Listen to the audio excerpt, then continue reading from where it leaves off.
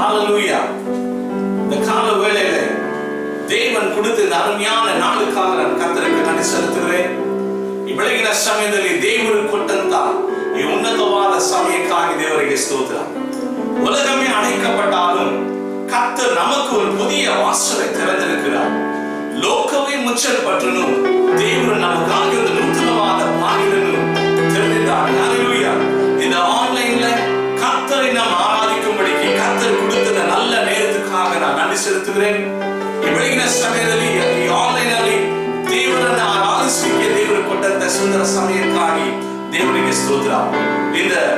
இந்த வாய்ப்பை கொடுத்து அருமையான church of praise pastor Beulah Malini அவர்களுக்கு என்னுடைய நன்றியை தெரிவித்துக் கொள்கிறேன். இவன் சுந்தரவாத சமயம் கொடுத்த church of praise pastor Beulah Malini அவರಿಗೆ ನನ್ನ ಹೃದಯಪೂರ್ವಕವಾದ ವಂದನೆಗಳನ್ನು நான் ಸಲ್ಲಿಸ್ತಾ ಇದ್ದೇನೆ. கண்களை மூடி நாம் தேவ சமூகத்தில் ஜெபித்து கர்த்தரை நாம் ಆರಾಧಿக்க போகிறோம்.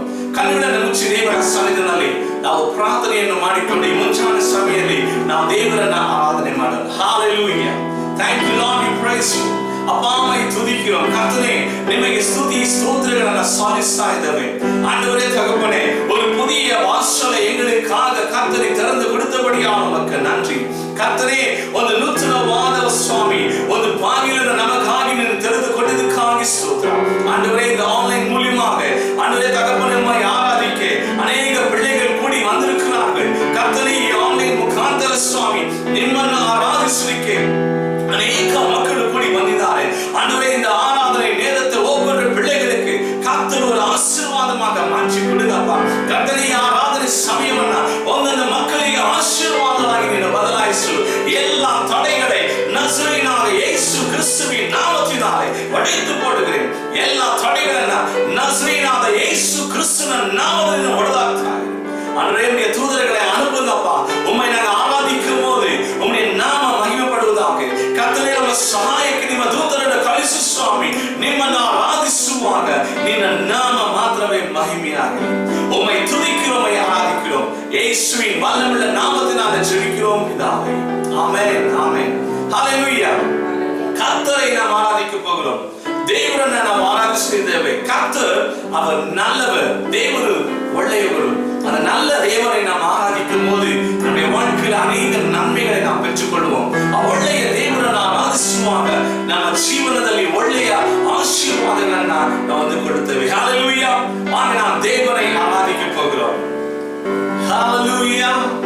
We praise you Lord. Amen. கர்த்தானி ஒளேவா நின் கிருபையெந்திಗೂ ಶಾಶ್ವತ. கர்த்தானி உன்னத நின் கிருபையெந்திಗೂ ಶಾಶ್ವತ. கர்த்தானி பரிசுத்த நின்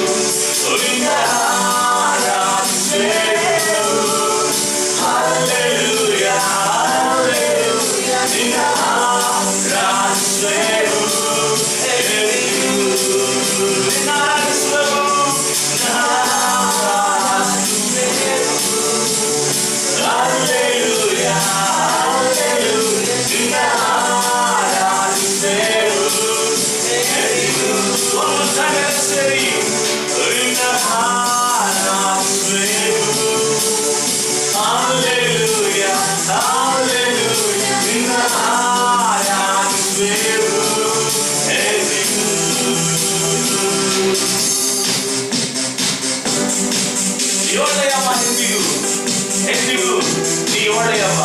Hallelujah. ನಿನ್ನ ಆರಾಧಿಸುವೆನು. Hallelujah, hallelujah. ನಿನ್ನ ಆರಾಧಿಸುವೆನು ಎಂದಿಗೂ. ನಿನ್ನ ಆರಾಧಿಸುವೆನು. Hallelujah, hallelujah. ನಿನ್ನ ಆರಾಧಿಸುವೆನು ಎಂದಿಗೂ.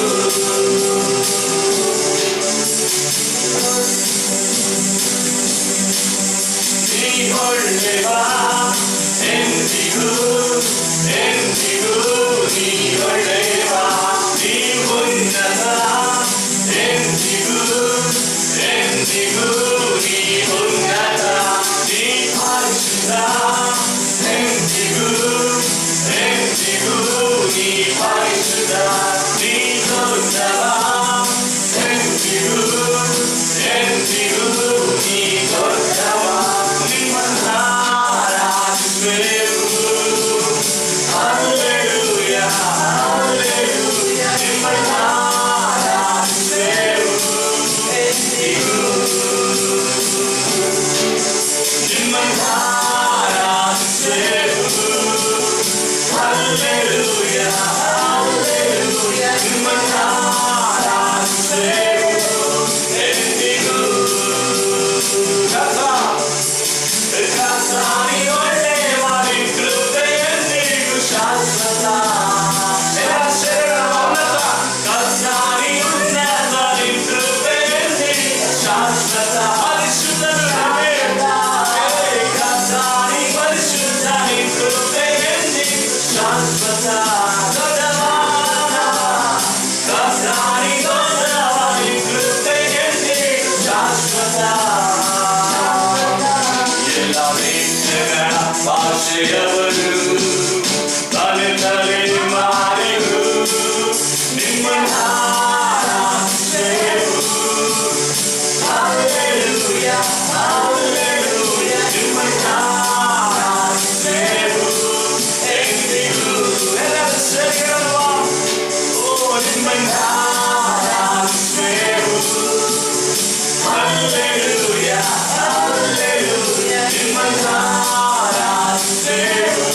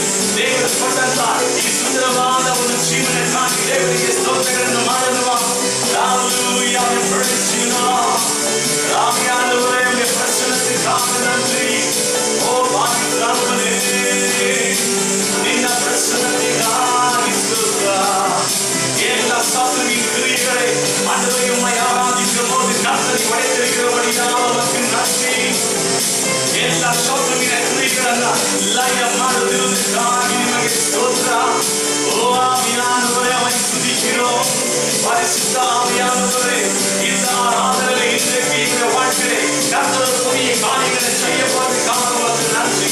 பரிசுத்தனை வெளியினார் சமயத்தில் அம்மாயி ஆராதனையில் நம்ம ஜீவனத்தில் நூத்தனமான காரியங்கள நீ மாறுவதற்காக ஸ்தோத்திரம். Hallelujah. We praise you, Lord. Holy God, we praise you, Lord.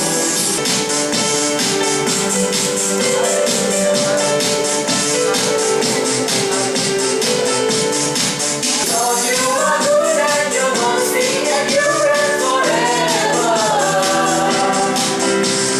Lord, you are good and your mercy endureth forever.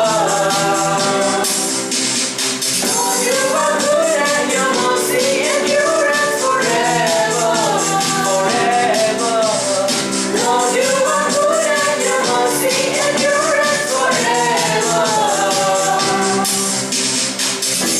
From every nation, from generation to generation, we worship you. Hallelujah, hallelujah, we worship you. For who you are,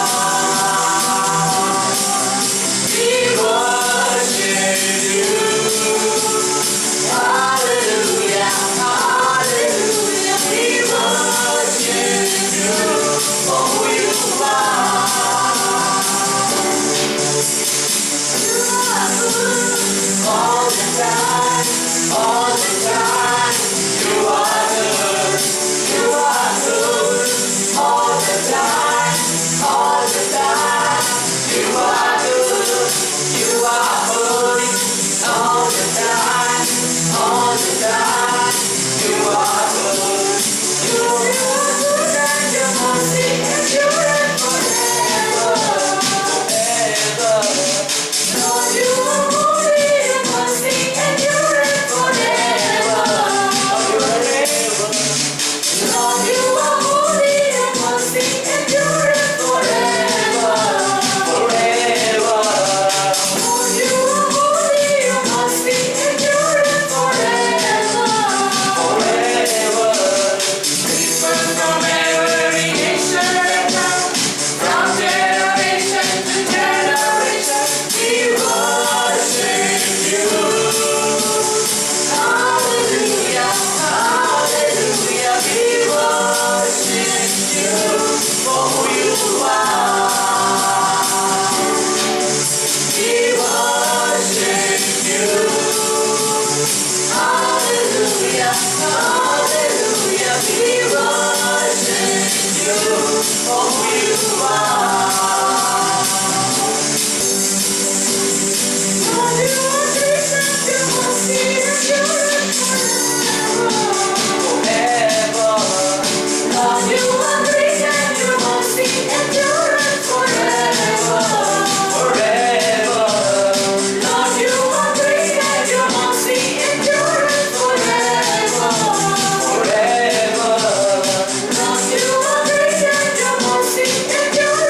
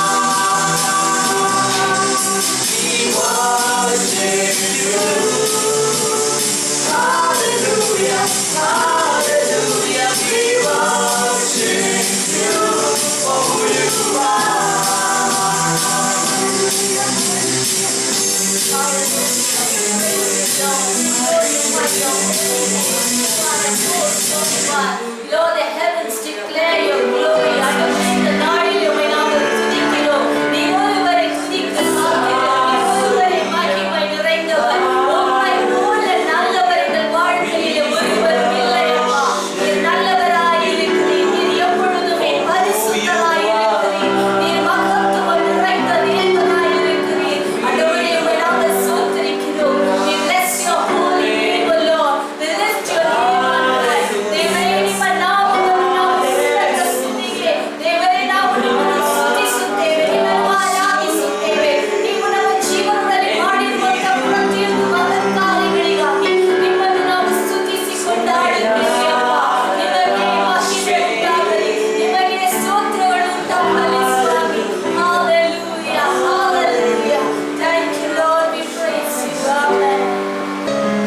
We are going to sing another English hymn which exalts the name of Jesus. The name of Jesus, the name above all names. God the Father exalted his name.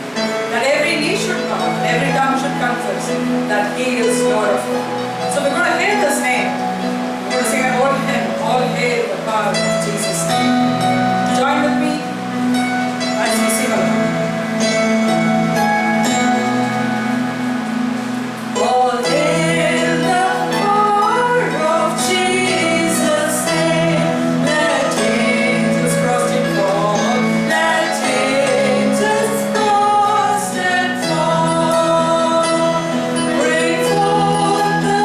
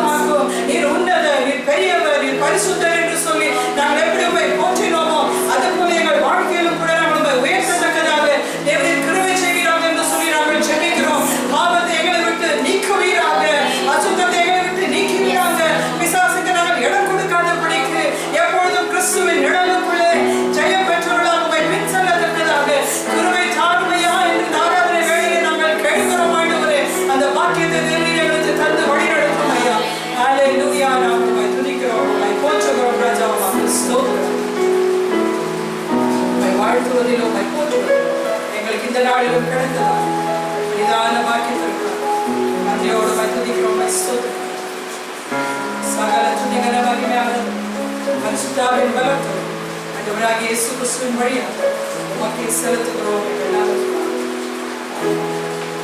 இவ்வளவு நேரம் நாம் கர்த்தரை துதித்தோம், ஸ்தோத்திரித்தோம், அவரை உயர்த்தினோம், வாழ்த்தினோம். இப்பொழுதும் நாம் கர்த்தருடைய வார்த்தையை நாம் கேட்க போகிறோம். இன்றைக்கும் நம்முடைய மத்தியிலே கர்த்தருடைய வார்த்தையை கொண்டு வர போகிறது என்னுடைய மூத்த சகோதரி ஷார்லட் கிங்தாஸ். எங்கள் பெற்றோருக்கு நாங்கள் 4 பிள்ளைகள். அதில் அவர்கள் முதல் பேரானவர், மூத்தவர்கள்.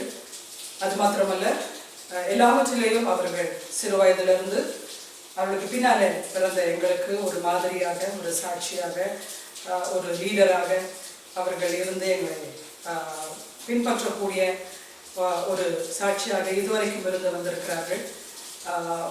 அடுத்த ஆகஸ்ட் 26ஆம் தேதி அவர்கள் 70 ஆண்டுகளை இந்த உலகத்தில் ஆண்டவருடைய கிருபையினாலே அவர்கள் முடிக்க இருக்கிறார்கள்.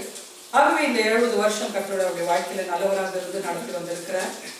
ஆகவே தான் சொல்லுகிறேன், இத்தனை ஆண்டுகள் அவரை பார்த்து வந்ததில் ஒருவேளை ஆவிக்குரிய வாழ்க்கையிலும் உலக பிரகாரமான படிப்பின் ஒரு வாஞ்சையிலும் குடும்ப வாழ்க்கையிலும் நாங்கள் எல்லாரும் ஒரு வாழ்க்கையில் அமையத்தக்கதாக எடுத்த முயற்சிகளிலேயும் எல்லாவற்றிலேயும் அவர்கள் எங்களுக்கு முன்மாதிரியாகவும் உறுதுணையாகவும் ஒன்று போலாகவும் இருந்து அவர்கள் நடத்தி வருகிறார்கள். எங்கள் பெற்றோருக்கும் அவர்கள் ஒரு நல்ல ஒரு பக்கபலனாக ஊழியத்தில் இருந்து இன்னும் தொடர்ந்து ஊழியத்தை செய்து கொண்டிருக்கிறார்கள். ஆகவே அவருடைய வாழ்க்கைக்காக நான் ஆண்டவரை ஸ்தோத்திரிக்கிறேன். கர்த்தருடைய வார்த்தையை அவர்கள் மூலமாக நாம் கேட்போம். அவரை நம்மளை வரவேற்கிறேன் இயேசுவின் நாமத்தில். ஆண்டவராகிய இயேசு கிறிஸ்துவின் இனிய நாமத்தில் வாழ்த்துக்கள். இந்த செய்தி கொடுக்க கர்த்தர் கொடுத்த இந்த தருணத்திற்கு நான் அவருக்கு ஸ்தோத்திரத்தை ஏறெடுக்கிறேன். பாஸ்டர் பியூலா மாலினி மற்றும் அவர் குழுவினருக்கு என்னுடைய நன்றி. ஜெபிப்போம். ஆண்டவரே, இந்த காலைவேளைக்காக நாங்கள் நன்றியோடு துதிக்கிறோம், ஸ்தோத்திரிக்கிறோம். ஐயா, உம்மை ஆராதிக்கின்ற எந்த இடத்திலும் கர்த்தாவே நீர் வந்து எங்களை ஆசீர்வதிப்பேன் என்று சொன்ன வாக்குத்தத்தத்தின் தேவன், உடன்படிக்கையின் தேவன் கர்த்தாவே, நாங்கள் உம்மை ஆராதித்து உம்மை துதித்து ஸ்தோத்திரித்து ஏறெடுத்த எல்லா ஆராதனைகளையும் நீர் ஏற்றுக்கொண்டு இப்பொழுது நீர் பேச வேண்டும் என்று நாங்கள் காத்திருக்கிறோம்.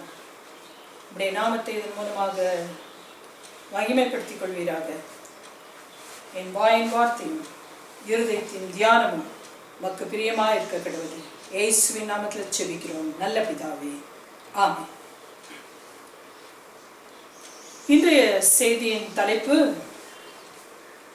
கிவிங், அதாவது கொடுப்பது. முதலாவது, பிதாவாகிய தேவன் தம்முடைய ஒரே பேரான குமாரனாகிய இயேசு கிறிஸ்துவை கொடுத்தார் என்று நாம் வேதத்திலே வாசிக்கின்றோம். யோவான் எழுதின சுவிசேஷம் 3ஆம் அதிகாரம் 16வது வசனம். தேவன் தம்முடைய ஒரே பேரான குமாரனை விசுவாசிக்கிறவன் எவனோ அவன் கெட்டு போகாமல் நித்திய ஜீவனை அடையும்படிக்கு அவரை தந்தருளி இவ்வளவாய் உலகத்தில் அன்பு கூர்ந்தார். இங்கே கொடுப்பதிலே 3 காரியங்களை நாம் பார்க்கிறோம். தனிமனிதனுக்காக அல்ல, உலகத்திற்காகவே பிதாவாகிய தேவனானவர் குமாரனாகிய இயேசு கிறிஸ்துவை அனுப்பி கொடுத்தார். எதற்காக? 1, அவர் உலகத்திலே மனுகுலத்தின் மீது அன்பு வைத்த காரணத்தினாலே தன்னுடைய குமாரனை அனுப்பினார். 2வது, அவருடைய தியாகம். ஒரே பேரான குமாரனாகிய இயேசு கிறிஸ்துவை இந்த உலகத்திலே அனுப்பி கொடுப்பது என்பது நினைத்து கூட பார்க்க முடியாத ஒரு காரியம். ஏனென்றால் பாவம் நிறைந்த உலகம், வேதனை நிறைந்த உலகம், பாடுகள் நிறைந்த உலகம், பரலோகத்திலே செல்ல பிள்ளையாக பிதாவோடு கூட இருந்தவர் எந்த மனதிலே எப்படி அவர் இந்த பூமியிலே அனுப்பி கொடுத்தார் என்பதை தியானிக்கும் பொழுது அவருடைய தியாகத்தின் வெளிப்பாடு நமக்கு புரிகிறது. மூன்றாவதாக ஆப்ஷன் நமக்கு. யார் அவரை விசுவாசிக்கிறார்களோ அவர்களுக்கு நித்திய ஜீவன். இங்கே எதுவுமே பலவந்தப்படுவதில்லை. கண்டிப்பாக நீர் அவரை விசுவாசித்துத்தான் ஆக வேண்டும் என்று சொல்லவில்லை. அவர் அன்பு கூர்ந்தது நிஜம். அவர் நித்திய ஜீவனை கொடுப்பதும் நிஜம். ஆனால் பெற்றுக்கொள்வது நம்முடைய கரங்களில் இருக்கிறது. ஆகையால் இங்கே பிதாவாகிய தேவனானவர் தம்முடைய குமாரனை கொடுத்தார். இரண்டாவதாக குமாரனாகிய இயேசு கிறிஸ்து தன்னையே நமக்கு கொடுத்தார். ஏசாயா 53வது அதிகாரத்தை நாம் வாசிக்கும் பொழுது அதில் அநேக காரியங்கள் சொல்லப்பட்டிருக்கிறது. தினந்தோறும் அதை நாம் தியானம் பண்ணும் பொழுது இந்த உலகத்திலே நமக்கு எந்த விதமான போராட்டங்கள் வந்தாலும் அதை குறித்து நாம் கவலைப்பட வேண்டியதில்லை. ஏனென்றால் நமக்காக அவர் செய்து முடித்து விட்டார். இது பழைய ஏற்பாட்டிலே எழுதப்பட்டிருக்கின்ற காரியங்களாக இருக்கிறது. அவர் நமக்காக காயப்பட்டார், நொறுக்கப்பட்டார், தழும்புகளை ஏற்றுக்கொண்டார். இதனால் நமக்கு கிடைத்தது என்ன? சமாதானத்தை உண்டு பண்ணும் ஆக்கினை அவர் மேல் வந்தது. இன்றைக்கு உலகம் சமாதானத்தை தேடி தேடி அலைகிறார்கள். எங்கெங்கே ஓடுகிறார்கள், எங்கே நிம்மதி என்று சொல்லி அலைப்பாய்ந்து கொண்டிருக்கிறார்கள். ஆனால் ரொம்ப சிம்பிளாக அவர் ஆக்கினை ஏற்றுக்கொண்டபடினாலே நமக்கு சமாதானத்தை சம்பாதித்து கொடுத்தார் என்று வேதம் திட்டவட்டமாக சொல்கிறது. நமக்கு சமாதானம் ஆண்டவராகிய இயேசு கிறிஸ்துவின் ஆக்கினையினாலே வந்துவிட்டது என்பதை விசுவாசிக்கிறவர்கள் ஒவ்வொருவரும் இந்த சமாதானத்தை பெற்றுக்கொள்கின்றோம். அடுத்ததாக அவர் தழும்புகளால் குணமாகிறோம் என்று. அப்படி என்றால் இன்றைக்கும் நாம் அவர் தழும்புகளை விசுவாசித்து நாம் வியாதிப்படுகின்ற நேரங்களிலே அநேக விதத்திலே இந்த வியாதி வருகிறது. பாவத்தினாலே வருகிறது, நம்முடைய பலவீனங்களினாலே வருகிறது, அல்லது தலைமுறையாக இருக்கின்ற அந்த ஒரு காரியங்களினாலே வியாதி வருகிறது. எதற்காக வருகிறது என்று டாக்டர்கள் அதை பல விதத்திலும் சொல்லுகிறார்கள். ஆனால் எப்படிப்பட்ட ஒரு நிலைமையில் இருந்தாலும் எனக்காக என் ஆண்டவர் தழும்புகளை ஏற்றுக்கொண்டார் என்று மெதுவாய் நாம் அதை தொடும் பொழுது, அல்லது நீரனை தொடுமென்று கேட்கும் பொழுது, எப்படிப்பட்ட வியாதியாக இருந்தாலும் அதிலிருந்து நாம் குணமடைவோம் என்பது ஏசாயா நமக்கு எழுதி வைத்திருக்கிறார். ஆகையால் உலகத்தில் எந்த விதமான தேவைகளுக்கும் கர்த்தர் இயேசு கிறிஸ்து எல்லாவற்றையும் நமக்கு சம்பாதித்து வைத்துவிட்டு போயிருக்கிறார். மறுபடியும் இது ஆப்ஷன் தான். அதை நாம் சுதந்திரித்துக் கொள்வது நம்முடைய கரங்களிலே இருக்கிறது. வேண்டாம் என்று விட்டுவிட்டால் பரிதாபமான ஒரு நிலைமைதான். யோவான் எழுதின சுவிசேஷம் 19ஆம் அதிகாரம் 34வது வசனம் இப்படி சொல்கிறது: ஆகிலும் போர் சேவகரில் ஒருவன் ஈட்டியினால் அவருடைய விலாவில் குத்தினான், உடனே இரத்தமும் தண்ணீரும் புறப்பட்டது. என் ஆண்டவராகிய இயேசு கிறிஸ்து கல்வாரி சிலுவையிலே தன் கடைசி சொட்டு இரத்தத்தையும் மனுக்குலத்திற்காக, தனி மனிதனுக்காக அல்ல, உலகத்தில் இருக்கின்ற ஒவ்வொரு மனிதனுக்காகவும் அவர் ஊற்றி கொடுத்தார் என்பதை நாம் விசுவாசிக்க வேண்டும். டாக்டர்கள் சொல்லுகிறபடி நம்முடைய உடலிலே 6.5 லிட்டர் இரத்தம் ஓடுகிறது என்று சொல்லி, ஒரு மனுஷனுடைய அந்த சரீரத்திலே 6.5 லிட்டர் இரத்தம், அது எல்லாவற்றையும் கடைசி மட்டும் என் ஆண்டவர் ஊற்றி கொடுத்தார் நமக்காக. எதற்காக என்று சொன்னால், அவருடைய விழா விளக்கப்பட்ட பொழுது அன்றைக்கு ஆதாமுடைய விழா விளக்கப்பட்டது. அப்பொழுது அருமையான ஒரு மனைவியை பெற்றுக்கொண்டார்.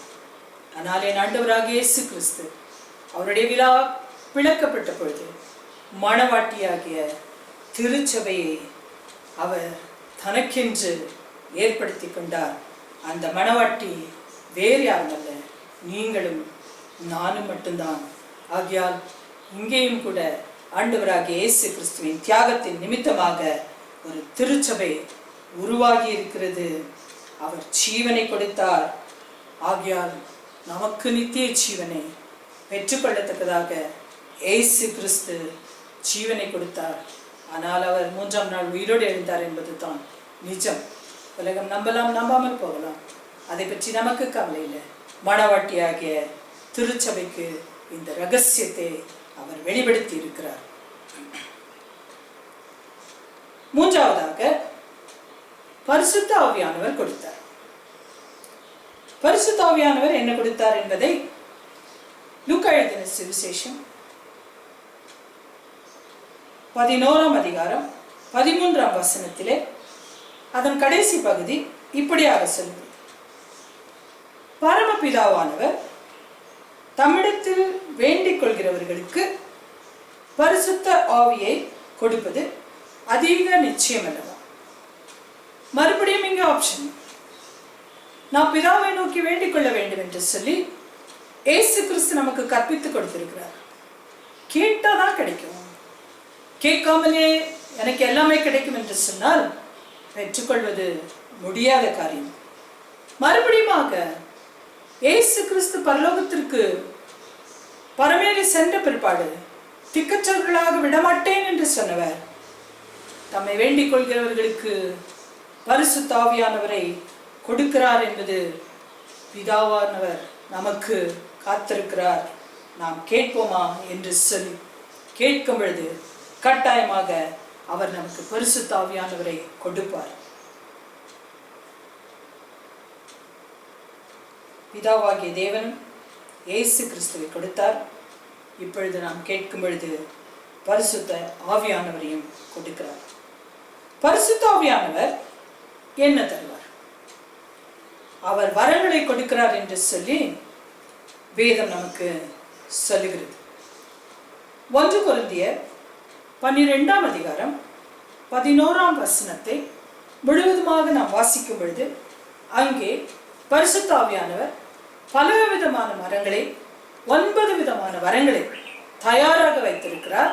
9 விதமான வரங்கள் அங்கே எழுதப்பட்டிருக்கிறது. எதை நாம் கேட்கிறோமோ அதை அவர் நமக்கு கொடுக்கிறார். 12ஆம் வசனத்திலே ஆவியின் வரங்களை குறித்து பவுல் விளக்கம் அளிக்கிறார். அநேக வரங்கள் அங்கே சொல்லப்பட்டிருக்கிறது. 11ஆம் வசனம் சொல்லுகிறது, இவைகளெல்லாம் அந்த ஒரே ஆவியானவர் நடப்பித்து தமது சித்தத்தின்படியே அவனவனுக்கு பகிர்ந்து கொடுக்கிறார் என்று. விசேஷமாக வேத வசனத்தை பயன்படுத்தும் முறையை அவர் நமக்கு கற்றுக் கொடுக்கிறார்.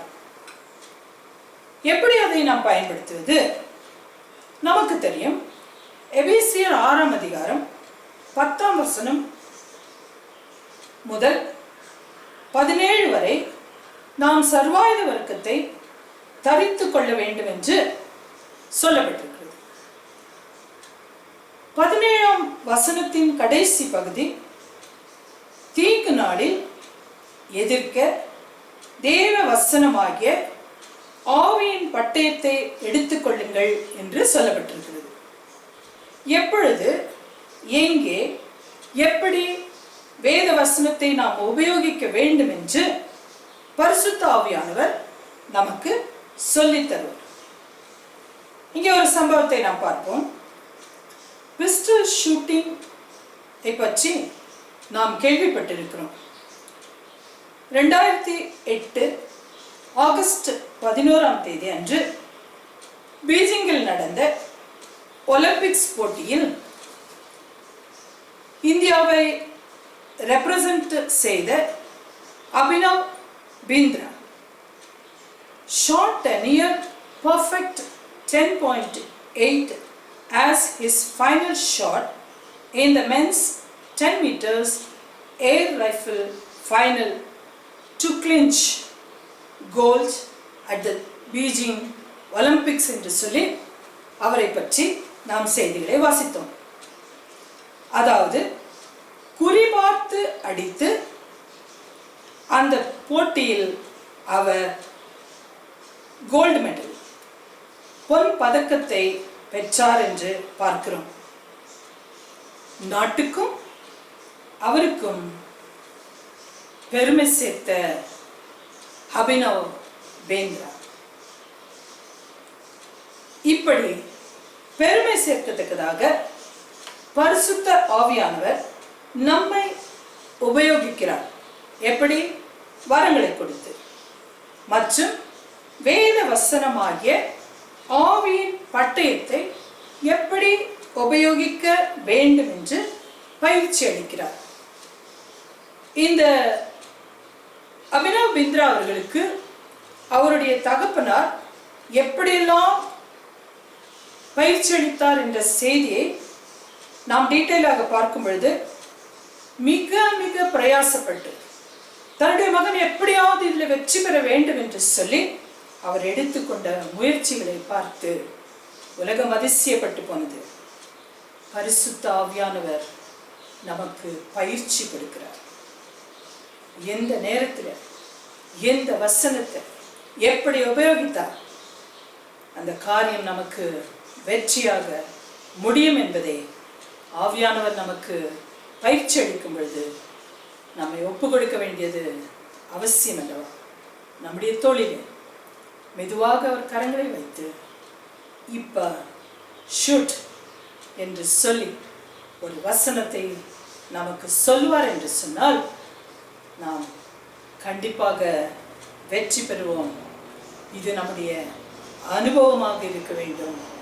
மறுபடியும் இது ஆப்ஷன் தான். பரிசுத்த ஆவியானவரை வேண்டாம் என்று சொன்னார் நம்மால் ஜெயிக்க முடியாது. ஆகையால் இப்படியாக திரியேக தேவன் மனுக்குலத்திற்கு கொடுத்து கொடுத்து அவர்களை உற்சாகப்படுத்துகின்ற நேரங்களை வீணாக்கி கொண்டிருக்கின்ற சமுதாயத்திலே நாமாவது அவருக்கு செவி கொடுத்து வெற்றியுள்ள வாழ்க்கை வாழ கர்த்தர் கொடுத்ததை நாம் பெற்றுக்கொள்வோம். அடுத்தபடியாக 4வது, இப்பொழுது நாம் கொடுக்கின்ற சமயம் பெற்றுக்கொண்டு இருந்தால்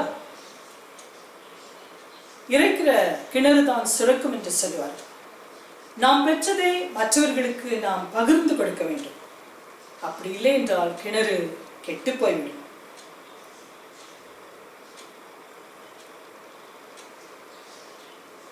நாம் கொடுக்க வேண்டிய காரியங்களை குறித்து இப்பொழுது பார்ப்போமா?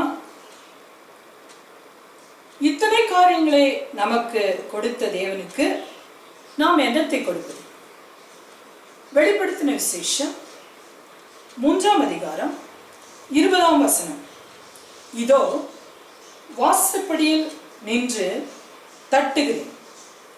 ஒருவன் என் சத்தத்தை கேட்டு கதவை திறந்தால் அவனிடத்தில் நான் பிரவேசித்து அவனோடு கூட போஜனம் பண்ணுவேன், அவனும் என்னோடு கூட போஜனம் பண்ணுவான். மறுபடியும் இது ஆப்ஷன் தான். கர்த்தர் மறுபடியும் சொல்லுகிறார். நான் எதையும் ஃபோர்ஸ் பண்ண மாட்டேன். இதை இப்படித்தான் செய் என்று உன்னை வற்புறுத்த மாட்டேன். ஆனால் நான் இவை எல்லாவற்றையும் தயாராக வைத்திருக்கிறேன்.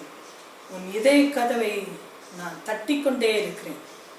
எவ்வளவு காலம் நீ அமைதியாய், எவ்வளவு காலம் அதை திறக்காமல் இருப்ப, எவ்வளவு காலம் அது கல்லாகி போகும், எவ்வளவு காலம் அது இரும்பாகி போகும், எப்படி இருந்தாலும் நான் தட்டிக்கொண்டு தான் இருப்பேன் என்று சொல்லி கர்த்தர் நம்மோடு கூட இடைப்பட்டு கொண்டே இருக்கிறார். ஆண்டவர் நம் இருதய கதவை தட்டுகிறார். அந்த சத்தம் கேட்காவிட்டால் நாம் உள்ளத்தை திறக்கவே முடியாது. அநேக கவலைகள், வேதனைகள், வேலைகள், சத்தங்கள், இவைகளின் மத்தியிலே அவர் மென்மையாய் தட்டுகிற சத்தம் நமக்கு கேட்காமலே போய்விடும். என் ஆண்டவர் உள்ளே பிரவேசித்து நம் உள்ளத்தில் ஆட்சி செய்தால் பிறகு மற்ற கவலையெல்லாம் பறந்து போய்விடும். நாம் கொடுக்க வேண்டியது நம்முடைய இருதயத்தை, நம்முடைய உள்ளத்தை திறந்து கொடுப்போமா? ஐந்தாவதாக, அடுத்து நாம் கொடுக்க வேண்டியது நம்முடைய நேரம். இன்று கொரோனா வைரஸ் ஆர் கோவிட்-19க்கு எதிராக போராடி கொண்டிருக்கிறோம். டாக்டர்ஸ், நர்சஸ், போலீஸ், பணிபுரிபவர்கள், சுத்தம் செய்கிறவர்கள், ஆம்புலன்ஸ், இவர்கள் யாவரும் போர்க்கால அடிப்படையில் தங்கள் வீடுகளை விட்டு, குடும்பத்தை விட்டு, தொற்று வருமே என்ற பயத்தை விட்டு தங்கள் நேரத்தை செலவழிக்கிறார்கள். உயிர்களை காப்பாற்றுவதற்காக போராடுகிறார்கள். 99 டாக்டர்கள் செத்து போனார்கள் என்று நாம் கேள்விப்படுகிறோம்.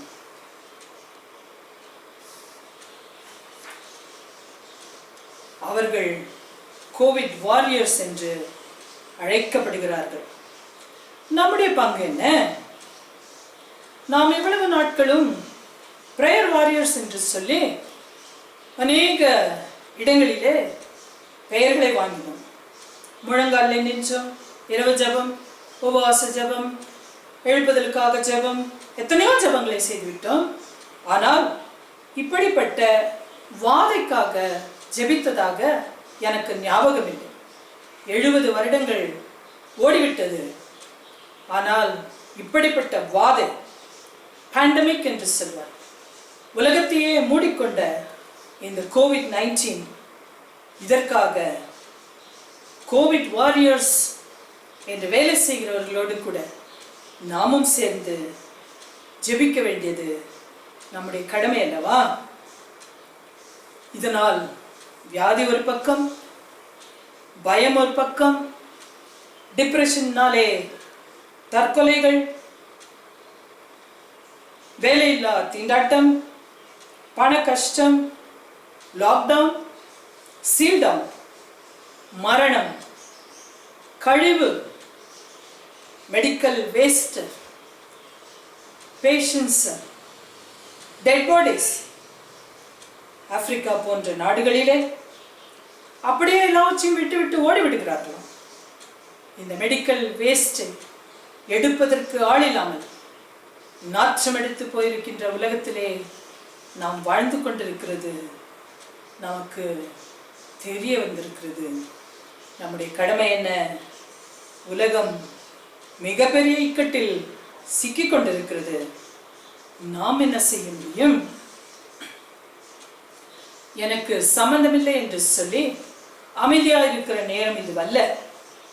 அநேகர் இதற்காக போராடி ஜெபித்துக் கொண்டிருக்கிறார். 24 மணி நேரம் என்று ரவுண்ட் த கிளாக்கு, ஆரம்பித்ததிலிருந்து இதுவரைக்கும் என்று சொல்லி இரவெல்லாம் கண்விழித்து எவ்வளவோ பேர் ஊழியக்காரர்களும் விசுவாசிகளும் ஜெபித்துக் கொண்டு தான் இருக்கிறார்கள். ஆனால் இது போதாது.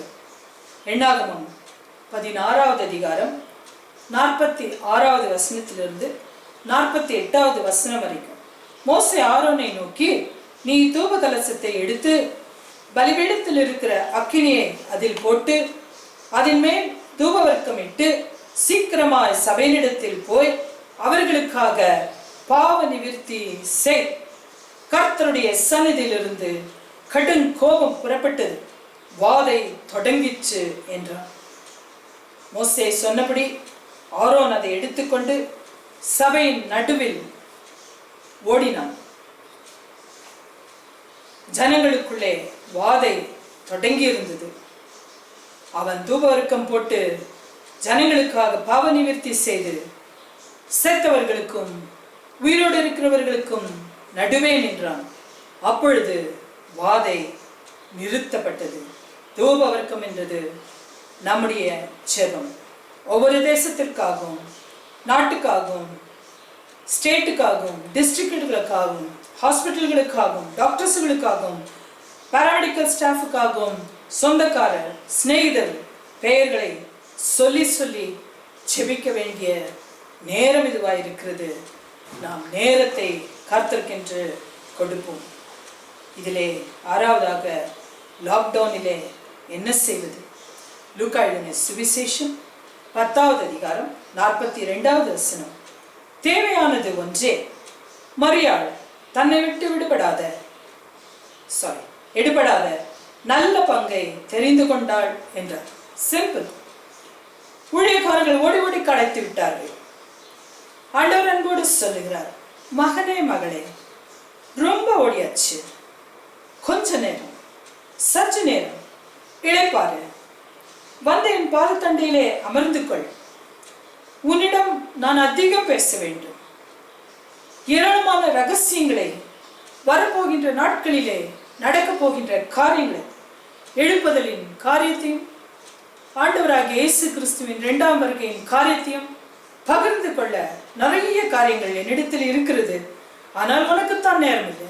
நிறைய ஓடியாச்சு, ஆத்துமாக்களை தேடி தேடி ஓடியாச்சு, சுவிசேஷத்தை பிரசங்கியாச்சு. இப்போ கொஞ்ச நேரம் இந்த லாக்டவுன்ல என்னுடைய பாதத்திலே நீ அமர்ந்து கொள். நான் உன்னோடு கூட பகிர்ந்து கொள்ள வேண்டிய காரியங்கள் இருக்கிறது என்று சொல்லி அவர் சொல்லுகின்ற மரியாள் தன்னை விட்டு இடுபடாத நல்ல பங்கை தெரிந்து கொண்டது போல நாம் கர்த்தருடைய பாதத்திலே உட்கார்ந்து அவர் சொல்லுகிறதை கேட்க வேண்டிய நேரம் இந்த லாக்டவுன். எவ்வளவு சுகமான அனுபவம்! ஒன்றுமே செய்யாமல் கர்த்தருடைய பாதத்திலே உட்கார்ந்து இருக்கிறது மிக மிக சுகத்தை நமக்கு கொடுக்கிறது. அது அனுபவித்தால் மட்டும்தான் தெரியும். அனுபவித்தவர்களுக்கு இது பெரிய ஆசீர்வாதம். 7வது கடைசியா, மற்றவர்களுக்கு கொடுப்பது, இல்லாதவர்களுக்கு, ஊழியர்களுக்கு இப்போது கொடுப்பது மிக மிக அவசியம். உள்ளத்தை கொடுக்கிறது ரொம்ப ஈஸி. நேரத்தை கொடுக்கிறது ஒருவேளை கொடுத்து விடலாம். ஆனால் பணம் கொடு அப்படின்னு சொன்னா கொஞ்சம் கஷ்டம். 10 ரூபாய் யாருக்காவது கொடுங்க அப்படின்னா ஈஸியா கொடுத்துடலாம். 100 ரூபாய் கொடுங்க அப்படின்னா கொடுத்துடலாம். 1 லட்சம் கொடுங்க அப்படின்னா யோசிப்போம். 1 கோடி கொடுங்க அப்படின்னா ஆஹா, அதற்கு நான் 10 கோடி வச்சிருக்கணுமே, இருந்தாலும் 1 கோடி கொடுக்கிறது கஷ்டமாகத்தான் இருக்கும். ஆனால் வசனம் என்ன சொல்லுகிறது? லூக்கா எழுதின சுவிசேஷம் 8வது அதிகாரம் 3வது வசனம். ஏரோதின் காரியக்காரரான கூசாவின் மனைவியாகிய யோவன்னாலும் சூசன்னாலும் தங்கள் ஆஸ்திகளால் அவருக்கு ஊழியம் செய்தார்கள் என்று வாசிக்கிறோம். உடனே வீடு வாசல் எல்லாம் வித்துட்டு கொண்டு போய் கொடுத்துன்னு சொல்லிடுறாங்களோன்னு பயந்துடாதீங்க. ஆனால் நம்மால் கொடுக்க முடியதை கர்த்தருக்காக நாம் கொடுப்பது மிக மிக அவசியமாயிருக்கிறது. ஏனென்றால் அண்ட சராசரங்களையும் படைத்த ஆண்டவர், பொற்குத்து விளக்குகளின் மத்தியிலே உலாவுகிறவர், பொற்கச்சையை அணிந்து கொண்டிருப்பவர், அவர் தலையின் மேல் ஏராளமான கிரீடங்கள், எத்தனையோ விதமான நாம் பார்க்காத அநேக கற்கள், வஜ்ரம், வைடூரியம், சுகந்தி என்றெல்லாம் 9 விதமான கற்கள் பரலோகத்திலே நிறைந்திருக்கின்ற ஒரு இடத்திலே வசமாயிருந்த தேவனுக்கு பூமியின் ஸ்திரீகள் தங்கள் ஆஸ்தியினால் அவர் ஊழியத்தை தாங்கினார்கள் என்றால் நம்பவா முடிகிறது? what an irony. ஆனால் அதுதான் உண்மை. அது நம்முடைய பாக்கியம் அல்லவா? முடிந்ததை கர்த்தருக்காக நாம் கொடுப்பது மிக மிக அவசியமாயிருக்கிறது. கொடுங்கள், அப்பொழுது உங்களுக்கு கொடுக்கப்படும் என்று ஆண்டவரே சொல்லியிருக்கிறார். நமக்கு அது திருப்பி கொடுக்கப்படும். இன்றைக்கு கோவிட் பாசிட்டிவ் என்று ரிசல்ட் வந்தால் ஆடிப்போய் விடுகிறார்கள், அபகரிக்கப்படுகிறார்கள். பணம் தண்ணீரை போல செலவழிக்கிறது. 2 கிலோமீட்டர் ஆம்புலன்ஸ்க்கு வரமாட்டேன் அப்படிங்கிறான். அப்படியே வந்தாலும் 8000 ரூபாய் கொடுங்கள் என்று கேட்கிறார்கள். கர்த்தர் நம்மை மட்டுமா காப்பாற்றினாரே. மினிமம் 5 லட்சம் செலவாகும் அப்படிங்கிறாங்க. கேட்பதற்கே பயமா இருக்குது. ஒரே ஒரு மூச்சடைப்பு தான். ஒவ்வொரு முறை போன் காலிலும் சொல்லுகிறார்கள், ஃபீவர், மூச்சு வாங்க முடியல, இருமல். ஐயோ, இவைகளெல்லாம் நினைத்து பார்க்கும் பொழுது கர்த்தர் நம்மை மட்டுமாக காத்ததே ஒரு பெரிய ஆசீர்வாதம் அல்லவா? இப்படி அபகரிக்கிற மனிதாபிமானத்தோடு நடந்து கொள்ளாத ஜனங்களுக்காக நாம் ஜெபிப்போம். ஏழை எளிய மக்கள் எங்கே போவார்கள்? ஆஸ்பத்திரியா சுத்துறாங்க, எங்கேயுமே பெட்டு காலி இல்லை. ஒரு சிலர் சொல்கிறார்கள் இது நிஜம்தான் என்று, ஒரு சிலர் சொல்கிறார்கள் இல்லை ஜனங்களை ஏமாற்றுகிறார்கள் என்று. எதுவோ நமக்கு தெரியாது. ஆனால் இவர்களுக்காக நாம் ஜெபிக்க வேண்டியது அவசியமாக இருக்கிறது. நம்மால் முடிந்த அளவுக்கு இந்த நேரத்திலே கொடுத்து காப்பாற்ற வேண்டியது நம்முடைய கடமையாக இருக்கிறது. லால் பகதூர் சாஸ்திரி, நம்முடைய முன்னாள் பிரதமர், காஸ்டன் டிக்ளரேஷன் என்ற அந்த அக்ரிமெண்டிலே கையெழுத்திட போனவர் பிணமாக திரும்பி வந்தார். அவர் கட்சியிலே வேலை செய்யும் பொழுது கட்சியிலிருந்து அவருக்கு ரூபாய் 50 வழங்கப்பட்டது. ஒரு முறை அவருக்கு பணமுடை 100 ரூபாய் தேவையா இருந்தது. என்ன செய்வது, யாரிடம் கேட்பது என்று தெரியவில்லை. இதை பார்த்த அவர் மனைவி அந்த 100 ரூபாயை அவரிடம் கொடுத்தார். இது எங்கிருந்து வந்தது என்று சாஸ்திரி அவர்கள் கேட்டார்கள். நீங்கள் கொடுக்கும் 50 ரூபாயிலே 45 ரூபாயை செலவழித்து 5 ரூபாயை மிச்சப்படுத்தினேன் என்றாராம். அவர் அமைதியாக இருந்தார். அடுத்ததாக லால் பகதூர் சாஸ்திரி அவர்கள் தன்னுடைய கட்சிக்கு ஒரு கடிதம் எழுதினார். என் செலவுக்கு இனிமேல் 45 ரூபாய் போதும், 50 வேண்டாம் என்று சொல்லி. இந்த காலத்திலே இது நம்ப முடிகிறதா? நல்ல தலைவர்கள் நாட்டுக்கு தேவை. தலைவர்களுக்காக நாம் ஜெபிக்க வேண்டியது அவசியமாக இருக்கிறது. பிதாவாகிய தேவனானவர் கொடுத்தார், குமாரனாகிய இயேசு கிறிஸ்து கொடுத்தார், பரிசுத்த ஆவியானவர் கொடுத்தார். நாம் கொடுக்க வேண்டியது நம்முடைய உள்ளத்தை, நம்முடைய நேரத்தை, நம்முடைய செல்வத்தை. சிந்திப்போம், செயல்படுவோம். கடல் அலைகளை கண்டு கழிப்பது சுகம். ஏனென்றால் என் ஆண்டவராகிய இயேசு கிறிஸ்து கலிலேயா கடலோரத்திலே நடந்து சென்றார். நதியோரம் நடப்பது சுகம். ஏனென்றால் ஆதியாகமத்திலே நதிகளை சிருஷ்டித்தவர் என் தேவன். நீரூற்றின் சத்தம் கேட்பது சுகம். மலைகளின் ஓரம் வீசும் தென்றல் சுகம். ஏனென்றால் அதிலே எலியாவோடு கூட பேசினவர் நம்மோடு கூட பேசுவார். காட்டு புஷ்பங்களின் மனம் சுகம். ஏனென்றால் அவர் சாரோனின் ராஜா, பள்ளத்தாக்கின் லீலி. அதிகாலை நேரத்தின் பறவைகளின் கீச் கீச் சத்தம் சுகம். குயிலின் இனிய கானம், சுகம். ஏனென்றால் என் ஆண்டவர் சொன்னார், ஆகாயத்து பறவைகளை கவனித்து பாருங்கள் என்று. இவை எல்லாவற்றை காட்டினோம் என் நேசரின் பாதத்தில் அமர்ந்திருப்பது சுகமோ சுகம். பழகிக்கொள்வோம் இவைகளை. மரியாள் தன்னை விட்டு எடுபடாத நல்ல பங்கை தெரிந்து கொண்டாள். கர்த்தர் உங்களை ஆசீர்வதிப்பாராக. ஜெபிப்போம். எங்கள் அன்பின் பரலோக பிதாவே, தற்புகழ்ச்சிக்காகவோ அல்லது எங்களுக்கு எல்லாம் தெரியும் என்பதற்காகவோ அல்ல, உடைய நாமத்தை மகிமைப்படுத்திக் கொள்ளுமையா.